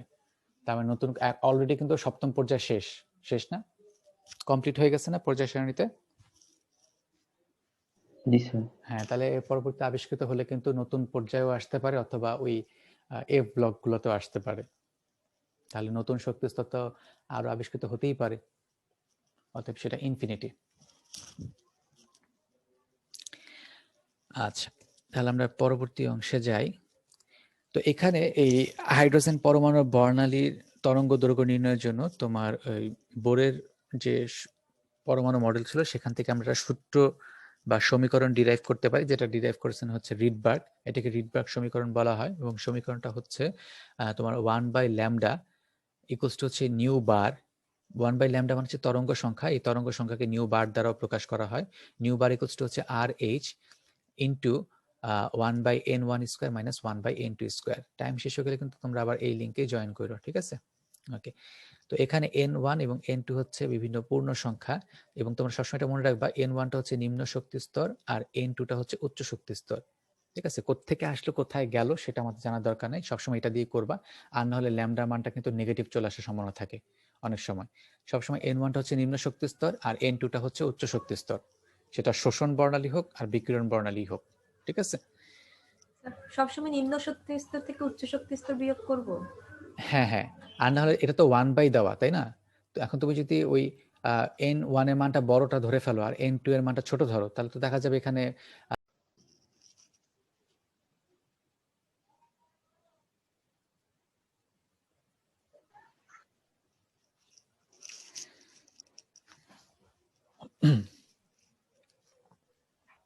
তো যেটা বলতেছিলাম, তো এখানে ধরো তুমি যদি n1 এর মান বসাও 2, সরি a3, আর n2 এর মান বসাও 1, তাহলে এটা আসবে 1/9 মাইনাস 1/1, এবং এটা ক্যালকুলেশন করলে আসবে -8/9। তাহলে তরঙ্গ দৈর্ঘ্য ল্যামডা মানটা নেগেটিভ চলে আসবে না? তো তরঙ্গ দৈর্ঘ্য কখনো নেগেটিভ হতে পারে? তরঙ্গ দৈর্ঘ্য পসিবল? না স্যার পসিবল না, তাই না? তাহলে সবসময় এটা মাথায় রেখে অঙ্ক করলে ভুল হওয়ার সম্ভাবনা থাকে না। তোমরা সবসময় n1টাকে নিম্ন শক্তি স্তর ধরবা এবং n2টাকে উচ্চ শক্তি স্তর ধরবা, তারপরে ম্যাথগুলো করবা, ঠিক আছে? তো এখানে বিভিন্ন সিরিজের ক্ষেত্রে n1 কত n2 কত সেগুলো বলে দেওয়া আছে। যেমন লাইম্যান সিরিজের জন্য n1 এর মান সবসময় 1, আর n2 মান 2, 3, 4, 5, 6 ইনফিনিটি পর্যন্ত হতে পারে। বামার সিরিজের জন্য তোমার n1 এর মান হচ্ছে সবসময় 2, কারণ দ্বিতীয় শক্তি স্তরে নেমে আসলে তবে সেটা বামার সিরিজ। আর n2 মান হবে 3 থেকে শুরু করে ইনফিনিটি পর্যন্ত। প্যাসচেন সিরিজের জন্য n1 এর মান হচ্ছে 3, আর n2 এর মান 4 থেকে ইনফিনিটি পর্যন্ত। ব্র্যাকেট সিরিজের জন্য n1 এর মান হচ্ছে 4, ফুন্ড সিরিজের জন্য n1 এর মান হচ্ছে 5, ঠিক আছে? এই হচ্ছে বিভিন্ন সিরিজের ক্ষেত্রে তোমার n1 এবং n2 এর মানগুলো কি কি হতে পারে। ওকে, এরপর হচ্ছে আমরা বোর শক্তির সমীকরণ হতে তোমার রিডবার্গ সমীকরণ সেটা নির্ণয় করব। আমরা কিন্তু জানি যে বোরের তথ্য থেকে ইলেকট্রন তোমার শক্তি শোষণ করে নিম্ন শক্তি স্তর থেকে উচ্চ শক্তি স্তরে যায়, বা শক্তি বিকিরণ করে তোমার উচ্চ শক্তি স্তর থেকে নিম্ন শক্তি স্তরে নেমে আসে, এবং সেই ক্ষেত্রে বিকিরিত বা শোষিত শক্তির পরিমাণ হচ্ছে del e. Del e equals to E2 minus E1, E2 minus E1, আর E2 minus E1 equals to হচ্ছে তোমার H নিউ, ঠিক আছে? E2 minus E1 equals to হচ্ছে H নিউ। এখন আসো আমরা ই এর সমীকরণটা জেনে নেই। ই এর সমীকরণ যেটা ছিল আমরা পড়ছিলাম আগে, ই ইকুয়ালস টু ছিল -2π² mz² e⁴ divide by n² h²। এটা ছিল ই এর সমীকরণ। তাহলে E1 এর ক্ষেত্রে বা নিম্ন শক্তি স্তরের ক্ষেত্রে সমীকরণটা কি হবে? E1 এর ক্ষেত্রে সমীকরণটা হবে -2π² mz² e⁴ divide by n1² into h²। কারণ এখানে h কিন্তু ধ্রুবরাশি, অতএব এটার ক্ষেত্রে কিন্তু 1 দেওয়ার কোনো প্রয়োজন নাই। 2π m এগুলো ধ্রুবরাশি, z ও ধ্রুবরাশি, ই ও ধ্রুবরাশি। তাহলে এখানে চলক রাশি শুধুমাত্র হচ্ছে শক্তি স্তর। তাহলে প্রথম শক্তি স্তর হলে সেটাকে আমরা E1 বলি, ঠিক আছে? তাহলে এটা হচ্ছে n1। আর E2 এর ক্ষেত্রে বা উচ্চ শক্তি স্তরের ক্ষেত্রে সমীকরণটা হবে -2π² mz² e⁴ divide by n2² into h²। এখন এই মান দুইটা আমরা ওই উপরের সমীকরণটাতে বসাই দিব, 1 নম্বর সমীকরণে বসাই দিব। তাহলে h নিউ ইকুয়ালস টু হচ্ছে -2π² m e⁴ divide by n2² into h²।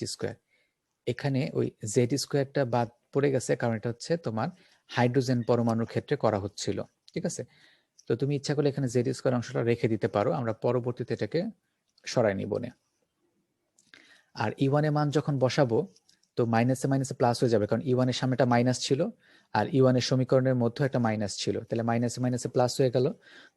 তাহলে এটা হবে +2π² mz² e⁴ divide by n1² into h², ঠিক আছে? এটা হচ্ছে সমীকরণটা।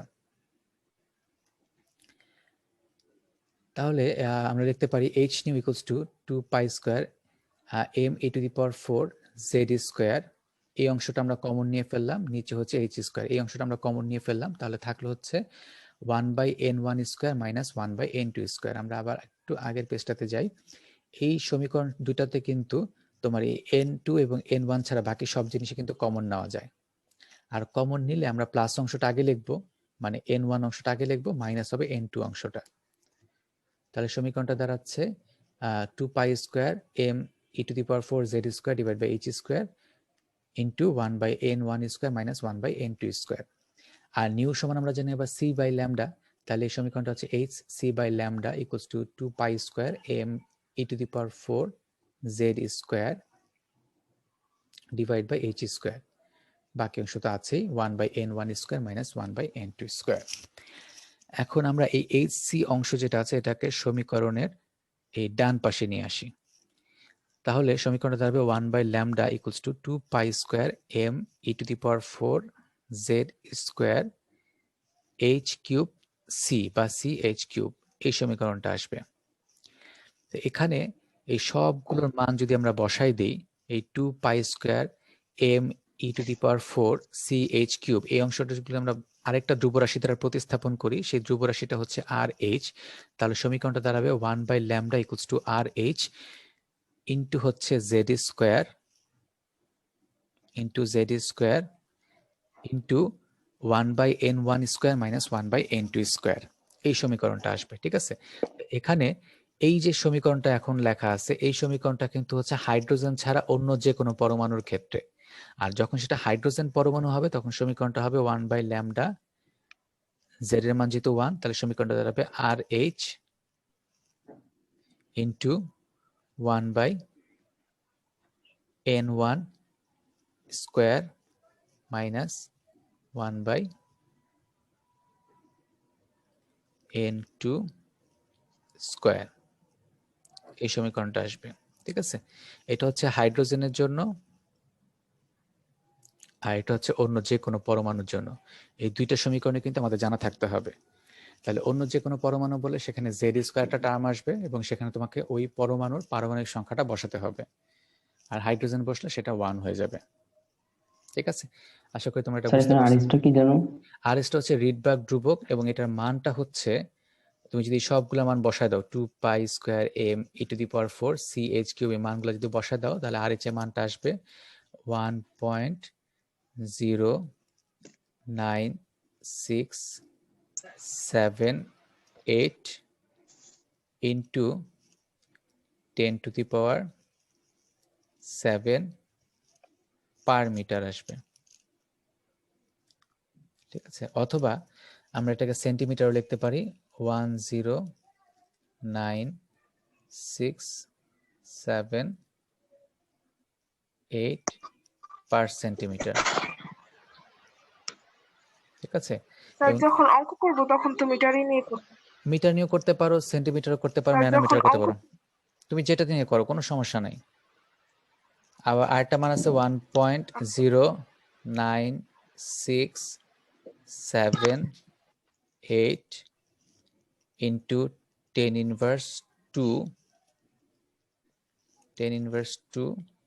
এটা হচ্ছে পার ন্যানোমিটার,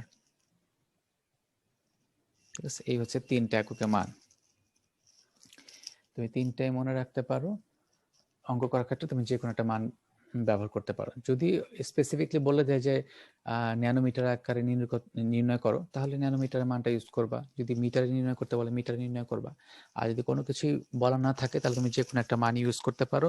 আবার কোনো কোনো অঙ্কে মানগুলো দেওয়াই থাকে, সেটা ইউজ করলেও হয়। সেন্টিমিটারে 10⁻টা সেন্টিমিটার 10⁻ থাকবে না আর আসলে কি। এই 10⁻ দিলে তুমি দিবা 5 দিবা, 1 2 3 4 জি 5, স্যার। হ্যাঁ 1.09678 ইন্টু 10⁵ পার সেন্টিমিটার, ওইভাবে লিখলেও হবে। আর এরপর আসি আমরা প্রতিপ্রভা বা ফ্লোরোসেন্স, আর এটা হচ্ছে অনুপ্রভা বা ফসফোরিসেন্স। তো প্রতিপ্রভা হচ্ছে ওই দুইটারই ক্ষেত্রে সংজ্ঞা প্রায় সেম। তোমার বিশেষ কিছু অণু বা পরমাণুর উপর ইউভি রশ্মি আপতিত করার পর রশ্মির উৎস বন্ধ করে দিলে তাড়াতাড়ি ওই অণু বা পরমাণু দৃশ্যমান আলো বিকিরণ করে। এই ঘটনাকে তোমার প্রতিপ্রভা বলা হয় বা ফসফোরেসেন্স, ফ্লোরোসেন্স বলা হয়। তাহলে প্রতিপ্রভা জিনিসটা হলো, তুমি যখন কোনো একটা বস্তুর উপরে ইউভি রশ্মি প্রয়োগ করবা, তখন প্রয়োগ করার পর ইলেকট্রনগুলো শক্তি শোষণ করে নিম্ন শক্তি স্তর থেকে উচ্চ শক্তি স্তরে চলে যাবে। তারপর তুমি যখন উৎসটা বন্ধ করে দিবা, তখন সে দ্রুত গতিতে শক্তি বিকিরণ করে দৃশ্যমান অঞ্চলের আলো বিকিরণ করবে, ঠিক আছে? এগুলোকে বলা হয় ফ্লোরোসেন্স। আর এই পদার্থগুলোকে বলা হয় প্রতিপ্রভা সৃষ্টিকারী পদার্থ। এর উদাহরণ হলো তোমার জলীয় মাধ্যমে বোরন, পলি ল্যাকটাইট, ন্যানোকণা, তারপর হচ্ছে তোমার ডাইফিনাইল হেক্সাট্রাইইন, আর এটা হচ্ছে লুসিফার ইয়েলো, ঠিক আছে? এগুলো হচ্ছে এই ফ্লোরোসেন্সের উদাহরণ। আর অনুপ্রভা হলো তোমার কোনো অণু বা পরমাণুর উপর যখন আমরা এই যে ইউভি রশ্মি প্রয়োগ করি বা বিভিন্ন শক্তির ফোটন প্রয়োগ করি, প্রয়োগ করার পর সেই উৎসটা বন্ধ করে দিলে সেখান থেকে ধীরে ধীরে তোমার দৃশ্যমান অঞ্চলে আলো বিকিরণ করে। এই ঘটনাকে তোমার অনুপ্রভা বা ফসফোরিসেন্স বলা হয়। তো এই অনুপ্রভা কিন্তু এক প্রকার প্রতিপ্রভা, ঠিক আছে? কিন্তু এখানে তোমার যে আলোটা বিকিরণ করে, দৃশ্যমান অঞ্চলে আলো যে বিকিরণ করে সেটা ধীর গতিতে করে, আর প্রতিপ্রভার ক্ষেত্রে সেটা দ্রুত গতিতে ঘটে। ঠিক আছে। আর এই অনুপ্রভা সৃষ্টিকারী পদার্থের উদাহরণ হলো তোমার calcium sulphide, magnesium sulphide, strontium sulphide, barium sulphide, zinc sulphide, এগুলো কিন্তু অনুপ্রভা সৃষ্টিকারী পদার্থ।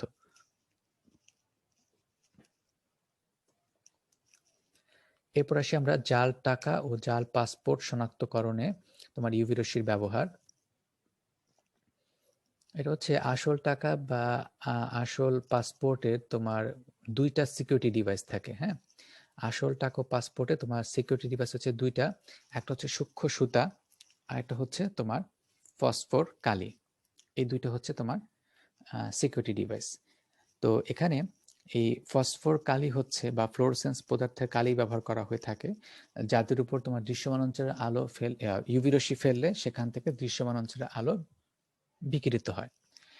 তো প্রথম থেকে আসি, তোমরা এইভাবে প্রশ্নটা ব্যাখ্যা করবা যে আসল টাকায় তোমার দুইটা সিকিউরিটি ডিভাইস থাকে, একটা হচ্ছে সূক্ষ্ম সুতা, একটা হচ্ছে ফ্লোরোসেন্স পদার্থের কালি।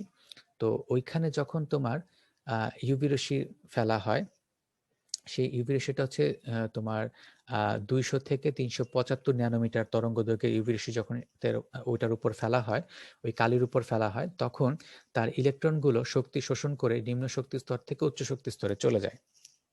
কথা আবার বলছি, তোমার এই ফ্লোরোসেন্স পদার্থের উপর বা ফ্লোরোসেন্স পদার্থের কালির উপর যখন তোমার ইউভি রশ্মিটা ফেলা হয়, সেই ইউভি রশ্মির তরঙ্গ দৈর্ঘ্য হচ্ছে 200 থেকে 375 ন্যানোমিটার।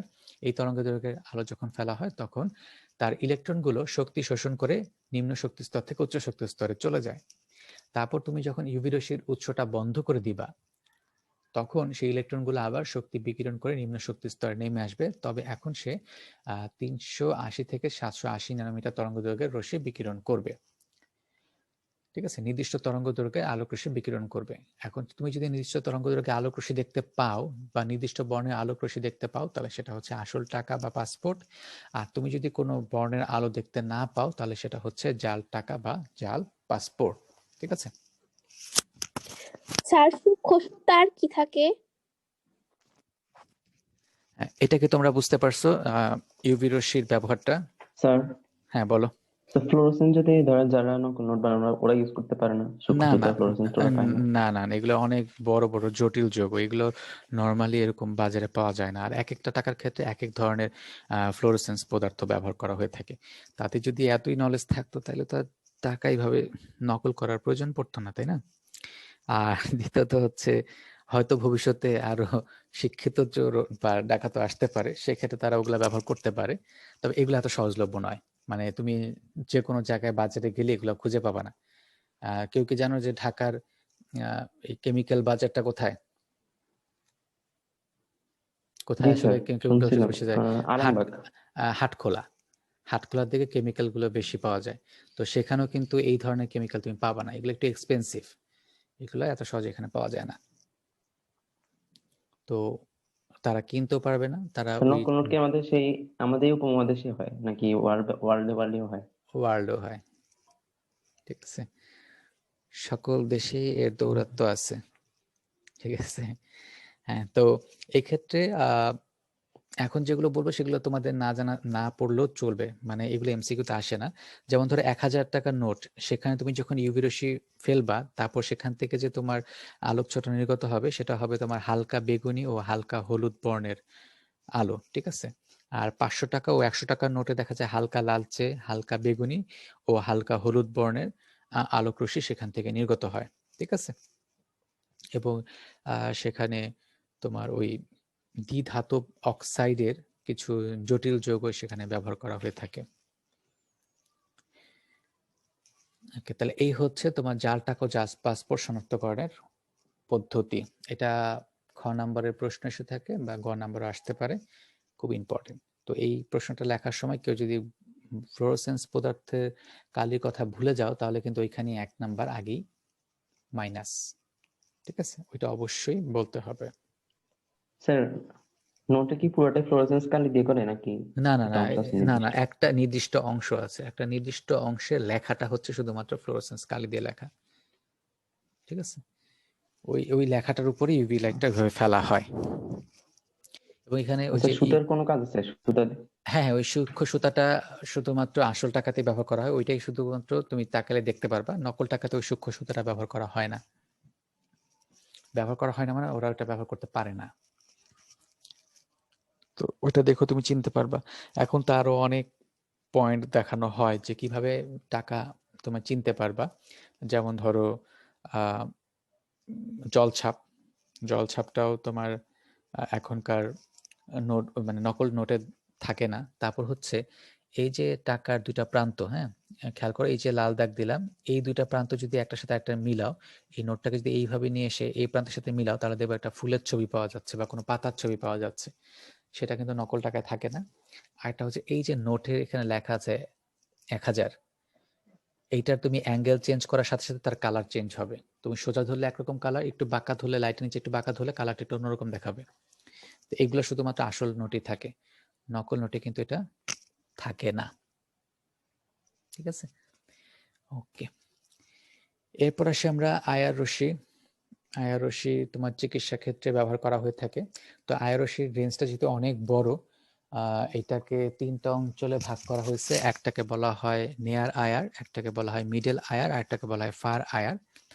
নেয়ার আয়ার রশ্মির তোমার তরঙ্গ দৈর্ঘ্যের রেঞ্জটা হচ্ছে 780 থেকে 2500 ন্যানোমিটার, আর মিডল আয়ারের হচ্ছে 2500 থেকে 25,000 ন্যানোমিটার, আর পরেরটা হচ্ছে 25,000 থেকে 100 মাইক্রোমিটার। ঠিক আছে, তো এই হচ্ছে রেঞ্জটা। তো নেয়ার আয়ার রশ্মির ব্যবহার তোমাদেরকে পড়তে হবে, মিডল আয়ার রশ্মির ব্যবহার পড়তে হবে, আর একটা হচ্ছে ফার আয়ার রশ্মির ব্যবহার। জাস্ট এগুলো এমসিকিউ পারপাসে বেশি দরকার। তো নেয়ার আয়ার রশ্মি তোমার তরঙ্গ দৈর্ঘ্য যেহেতু ছোট অপেক্ষাকৃত, তাই এখান থেকে নির্গত শক্তির মানটা তুলনামূলকভাবে বেশি, এবং চিকিৎসা ক্ষেত্রে এটা বেশি ব্যবহার করা হয়ে থাকে। মোটামুটি এটা ব্যবহার করা হয়ে থাকে। আইআর থার্মোগ্রাফেও এটা ব্যবহার করা হয়ে থাকে। ঠিক আছে, তো আর মিডল আয়ার রশ্মিটা হচ্ছে তোমার জৈব যৌগের যে কার্যকরী মূলকগুলো আছে না, যেমন ধরো অ্যালডিহাইড মূলক, তারপর হচ্ছে কার্বন কার্বন দ্বিবন্ধন, হ্যাঁ, তারপর হচ্ছে কার্বন কার্বন ত্রিবন্ধন, এই কার্যকরী মূলকগুলোর শনাক্তকরণে কিন্তু এই মিডল আয়ার রশ্মিটা ব্যবহার করা হয়ে থাকে। আর ফার আয়ার রশ্মি যেহেতু তরঙ্গ দৈর্ঘ্য সবচেয়ে বড়, এটার শক্তিটা সবচেয়ে কম, এবং এটাও তোমার চিকিৎসা ক্ষেত্রে ব্যবহার করা হয়ে থাকে।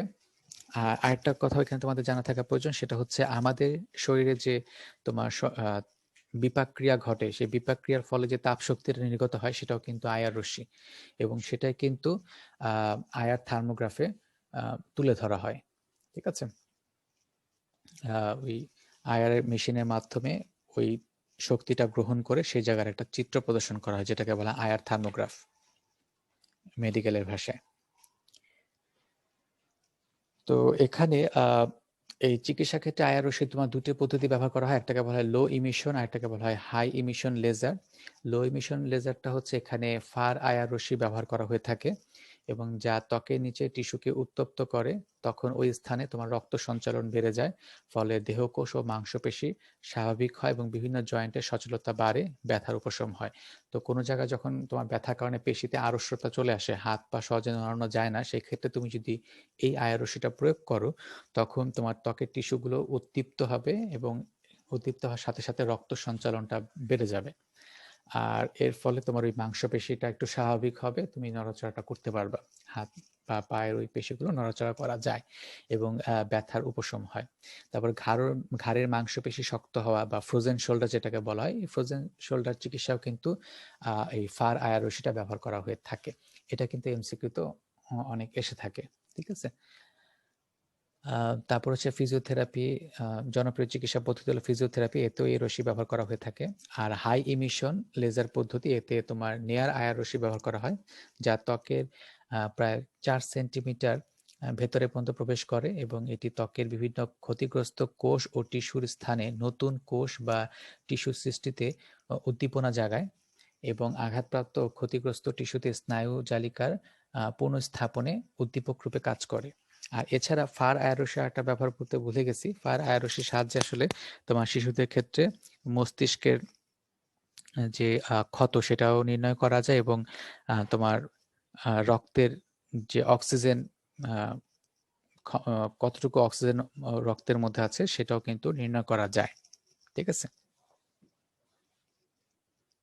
এটা বিশেষ করে শিশুদের ক্ষেত্রে ব্যবহার করা হয়ে থাকে। শুধু শিশুদের কেন? ওদের ক্ষেত্রে সেন্সিটিভ, তো ওই ক্ষেত্রে এই রশ্মিটা ব্যবহার করাটাই ভালো।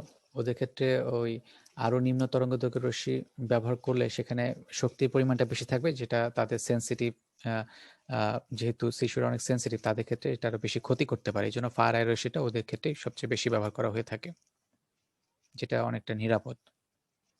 ঠিক আছে, এই জন্য শিশুদের ক্ষেত্রে সবচেয়ে বেশি এই পদ্ধতিটা ব্যবহার করা হয়।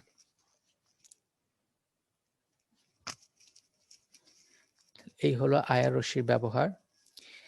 এরপর আসবো আমরা এমআরআই। এটা আরেকটা খুব গুরুত্বপূর্ণ অংশ, এটা তোমার সিকিউতে এসে থাকে। এমআরআই এর পূর্ণরূপ হচ্ছে ম্যাগনেটিক রেজোনেন্স ইমেজিং, এবং এই ক্ষেত্রে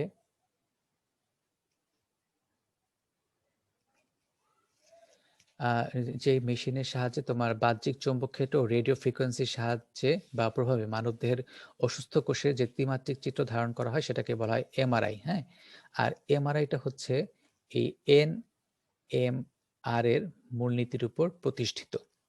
এটাকে বলা হয় নিউক্লিয়ার, এটা হচ্ছে ম্যাগনেটিক, এটা হচ্ছে রেজোনেন্স। ঠিক আছে, আর এখানে এমআরআই মেশিন একটা চিত্র দেওয়া আছে এবং মাথার খুলির এমআরআই চিত্র দেওয়া আছে। তো প্রথমে এখানে আমি হচ্ছে এনএমআর এর মূলনীতিটা একটু ব্যাখ্যা করি।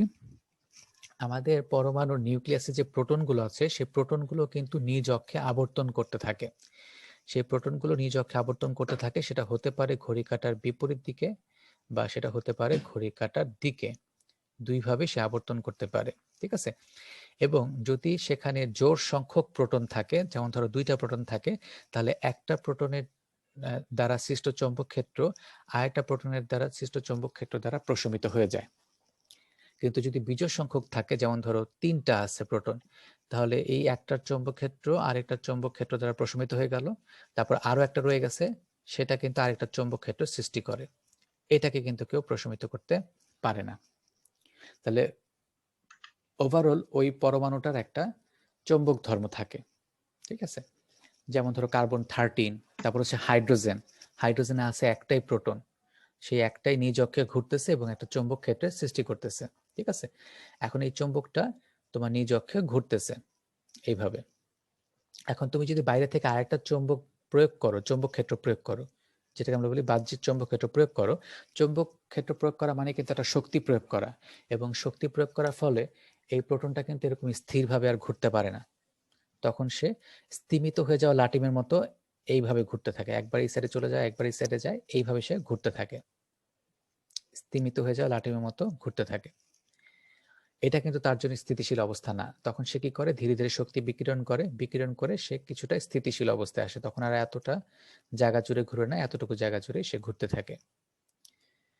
এই যে শক্তিটা সে ত্যাগ করলো, সেটাই আমাদের এনএমআর যন্ত্র গ্রহণ করে ওই জায়গার একটা চিত্র প্রদর্শন করে। এই জিনিসটা কি বুঝতে পারছো তোমরা? কেউ লাটিম ঘুরানো দেখছো তোমরা? জি স্যার, জি স্যার। ঘুরিয়েছি। হ্যাঁ, তো স্যার, লাটিম, জি স্যার। হ্যাঁ রাইট, তাহলে লাটিম যদি শেষ পর্যায়ে যেভাবে ঘুরে দেখছো, তো একদম মাটির সাথে প্রায় লেগে যায় অবস্থা।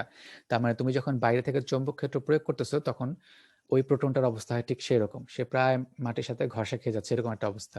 কিন্তু এটা যেহেতু তার জন্য স্থিতিশীল অবস্থা না, তাহলে সে কি করবে, ধীরে ধীরে সে শক্তি বিকিরণ করে করে আবার সোজা অবস্থায় আসবে। তো এই যে শক্তিটা সে ছেড়ে দিল, সেই শক্তিটাই ওই এনএমআর মেশিনের গ্রাহক অংশ গ্রহণ করে ওই জায়গার পরিবেশের একটা চিত্র প্রদর্শন করে। এইটা হচ্ছে এনএমআর এর মূলনীতি। এখন আসি আমরা এমআরআই। এমআরআইতে ঠিক এই জিনিসটাই কিন্তু ব্যবহার করা হয়ে থাকে। তো আমাদের যে শরীরে তোমার 70% হচ্ছে পানি, তাই না? বা 75% হচ্ছে পানি। তো যেহেতু বেশিরভাগটাই পানি, সেখানে তোমার হাইড্রোজেন আছে প্রচুর, কারণ পানি অণুর গঠন কি, H2O। তাহলে এখানে অক্সিজেন, মানে হাইড্রোজেন অক্সিজেন বন্ধন আছে, আবার এখানেও হাইড্রোজেন অক্সিজেন বন্ধন আছে, 2টা। তার মানে এখানে 2টা হাইড্রোজেন আছে একটা পানির অণুতে। তো যেহেতু বুঝতেই পারছো যে 70% বা 75% যেহেতু পানি, তাহলে কি পরিমাণ হাইড্রোজেন সেখানে আছে, এবং প্রত্যেকটা হাইড্রোজেনে কিন্তু একটা করে প্রোটন আছে। সেই প্রোটনগুলো কিন্তু নিজ অক্ষে ঘোরার ফলে সে কিন্তু একটা করে চৌম্বক ক্ষেত্র সৃষ্টি করতেছে। তবে ওভারঅল কেন আমরা আসলে একটা চৌম্বক পদার্থ হই না, কারণ হচ্ছে এক একটা হাইড্রোজেনের চৌম্বক ক্ষেত্র এক এক দিকে আছে। ধরো এটা হচ্ছে এই দিকে চৌম্বক ক্ষেত্র সৃষ্টি করছে, এটা এই দিকে চৌম্বক ক্ষেত্র সৃষ্টি করছে, এটা এই দিকে চৌম্বক ক্ষেত্র সৃষ্টি করছে, এটা এই দিকে, এক একটা এক এক দিকে চৌম্বক ক্ষেত্র সৃষ্টি করছে, বিক্ষিপ্ত অবস্থায় আছে।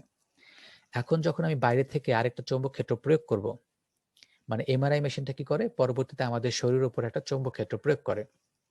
চৌম্বক ক্ষেত্র প্রয়োগ করার ফলে এগুলো সবগুলো একটা সারিতে শ্রেণীবদ্ধ হয়ে যায়, এগুলো সবগুলো একটা সারিতে শ্রেণীবদ্ধ হয়ে গেল, ঠিক আছে, একটা সারিতে শ্রেণীবদ্ধ হয়ে গেল। এখন এই প্রোটনের চৌম্বক ক্ষেত্র বা বলতে পারো এই হাইড্রোজেনের চৌম্বক ক্ষেত্র আর এই বাইরে থেকে প্রয়োগকৃত চৌম্বক ক্ষেত্র যদি পরস্পরের সমান্তরালে থাকে, তাহলে তারা চলে যাচ্ছে হচ্ছে তোমার নিম্ন শক্তি স্তরে, যেটাকে আমরা বলি আলফা, ঠিক আছে। এই যে দেখো, যেটাকে বলি আমরা আলফা, যেটাকে প্লাস দ্বারা প্রকাশ করা হয়। আর বাইরের প্রয়োগ করা চৌম্বক ক্ষেত্র আর ওই হাইড্রোজেনের চৌম্বক ক্ষেত্র যদি পরস্পর বিপরীত দিকে থাকে, যেটাকে বলে অ্যান্টি প্যারালাল অবস্থা থাকে, তখন তারা শক্তি শোষণ করে হয়ে যায় উপরে শক্তি স্তরে চলে যায়, যেটাকে বলা হয় বিটা। এটা হচ্ছে -12 দ্বারা প্রকাশ করা হয়। তার মানে আমাদের শরীরের ভেতরে থাকা হাইড্রোজেন গুলো দুইটা শক্তি স্তরে বিন্যস্ত হয়ে যাচ্ছে, একটা হচ্ছে +12 আর একটা হচ্ছে -12, এবং এই দুইটা শক্তি স্তরের মধ্যে শক্তির পার্থক্য হচ্ছে ΔE, ঠিক আছে। তাহলে এমআরআই মেশিনটা প্রথমে কি করলো, আমাদের শরীরের উপর একটা বাইরে থেকে চৌম্বক ক্ষেত্র প্রয়োগ করলো, ফলে আমাদের ভেতরে বা কোষের ভেতরে থাকা হাইড্রোজেন গুলো দুইটা শক্তি স্তরে বিন্যস্ত হয়ে গেল, একটা হচ্ছে +12 আর একটা হচ্ছে -12। তারপর সে কি করবে, একটা রেডিও তরঙ্গ প্রবাহিত করবে, একটা রেডিও তরঙ্গ আমাদের শরীরের ভেতর দিয়ে প্রবাহিত করবে। তো রেডিও তরঙ্গ মানে কি, এক প্রকার শক্তি তোমার শরীরের ভেতর দিয়ে প্রবাহিত করবে। তখন নিম্ন শক্তি স্তরে থাকা হাইড্রোজেন গুলো শক্তি শোষণ করে নিম্ন শক্তি স্তর থেকে উচ্চ শক্তি স্তরে চলে আসবে।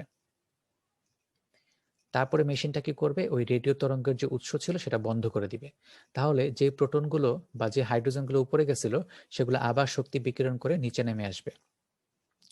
এই বিকৃত শক্তিটাই আমাদের এমআরআই মেশিনের যে গ্রাহক অংশ আছে সেটা গ্রহণ করে অ্যাম্প্লিফাই করবে, মানে বিবর্ধিত করে ওই জায়গার একটা চিত্র প্রদর্শন করবে। এটাই হচ্ছে এমআরআই মূলনীতি।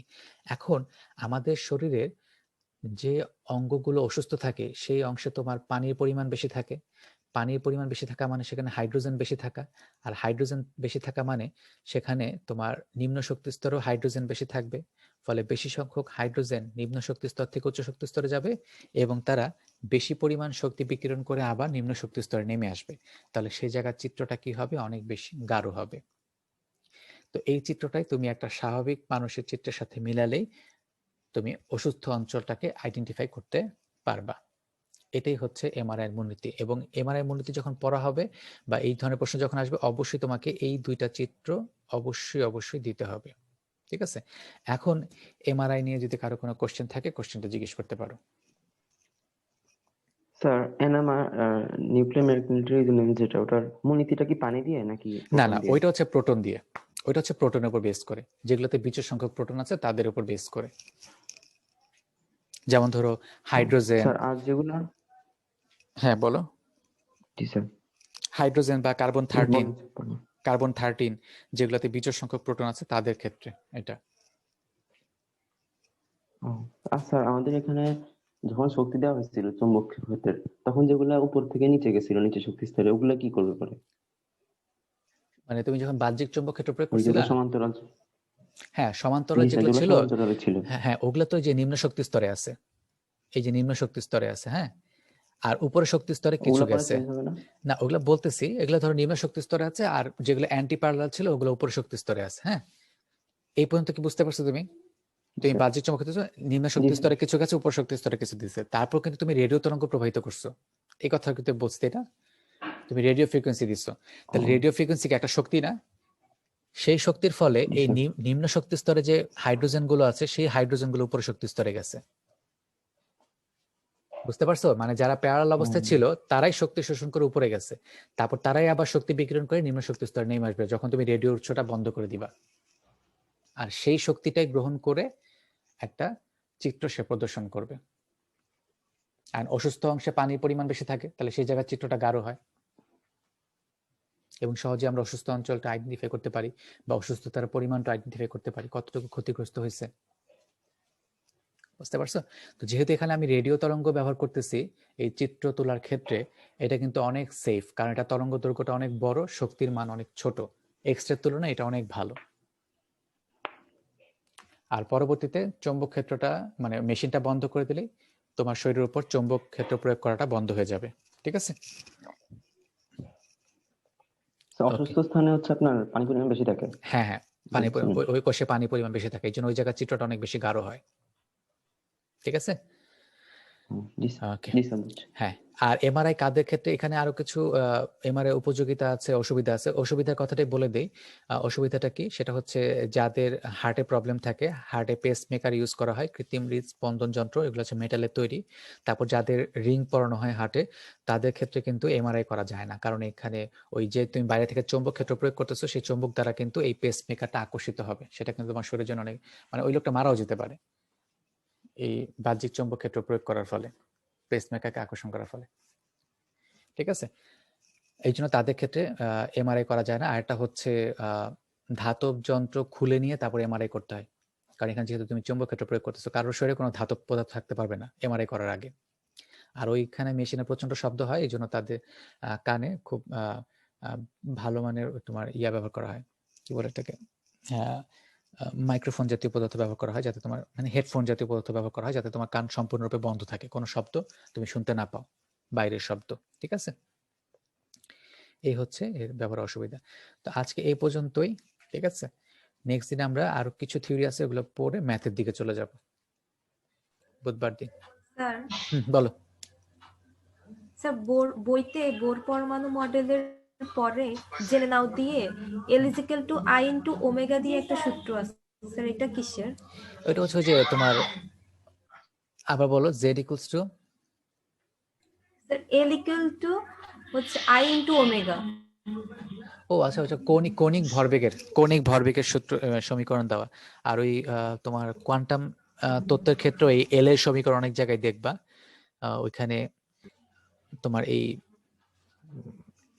L = কি দেওয়া ছিল, আবার বললা, আবার একটু বলো তো। I I × × omega. হ্যাঁ হ্যাঁ হ্যাঁ হ্যাঁ, এটা ওই যে কৌণিক বেগের থেকে সূত্রটা আসছে। তোমরা যখন ওই ফিজিক্সে পড়বা, তখন ওই যে এই সূত্রগুলো তোমরা পাবা। তো এটা তোমাদের দরকার নাই, এটা ওই বিশেষ করে অরবিটালের ক্ষেত্রে বা উপশক্তি স্তরের ক্ষেত্রে এই সূত্রগুলা ইউজ করা হয়ে থাকে, এগুলো আমাদের এখানে ইউজ নাই। বুঝতে পারছো? এটা কৌণিক আর বেগের স্যার জন্য হ্যাঁ বলো। স্যার রাদারফোর্ডের পরমাণু মডেলের বর্ণনা আসলে স্যার ওখানে কোন চিত্রটা দিব? চিত্র কি দিতে হবে? হ্যাঁ, চিত্র দিতে হবে, একটা দিবা, ওই স্বর্ণপাত ভেদ করে যেটা যাচ্ছে এবং ফেরত আসতেছে। আপনি স্লাইডে যেটা দেখাইছেন সেটা? স্লাইডে প্রথমে যে চিত্র ছিল, তার পাশে যে একটা চিত্র ছিল, যে নিউক্লিয়াস আঁকা আছে, বেশিরভাগ কণাই সোজাসুজি চলে যাচ্ছে, একটা বিপরীত দিকে ফেরত আসছে, নিউক্লিয়াসের সাথে ধাক্কা খেয়ে কিছু কণা গতিপথ বেঁকে গেছে, ওই চিত্রটা দিবা। মানে এরকম গোল দিয়ে মাঝখানে থাকবে পজিটিভ, বেশিরভাগ এরকম সোজা চলে যাচ্ছে, একটা এরকম ফেরত আসতেছে, এই চিত্রটা দিবা। ঠিক আছে? ওকে, ঠিক আছে। ওকে, তাহলে আজকে এই পর্যন্তই। হ্যাঁ, ভালো থাকো। নেক্সট ক্লাসে আমরা পরবর্তী অংশ নিয়ে আলোচনা করব। আসসালামু আলাইকুম হ্যাঁ, স্যার। ওয়ালাইকুম আসসালাম।